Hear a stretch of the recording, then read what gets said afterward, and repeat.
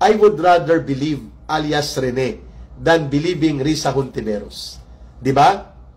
The pattern of lies, yung padron ng sistematikong pagsisinungaling, palusot, at maniobra at manipulasyon ay nakatatak po sa ginagawa ni Hontiveros even in the past hanggang sa kasalukuyan. And so therefore, ang pagpasok po ng conscience call that made Rene reveal kung ano talagang nangyari doon sa peke na ginawa na investigation ni Hontiveros against kay Pastor Kibuloy, sa Kingdom of Jesus Christ, sa mga ministro nila, at pati na po kay Pangulong Duterte at kay Vice President Sara Duterte, all along tumutugma ito sa naging pattern o naging kaganapan sa style diskarte-bulok nila Hontiveros ng Akbayan at mga kabarkada niya kagaya po ni Ronald Llamas.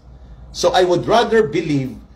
in a pattern of historically correlated na mga pangyayari na ngayon po tumutugma sa sinasabi ni alias Rene, and I would rather call this as a conscience call and a revelation that gives correlation of historical events related sa pagtatanim witness at iba pang akusasyon ng tampering of witnesses, ng pangbibili ng witness na binabanggit at pinopoint out din po ng grupo nila Atty. Topacio at Congressman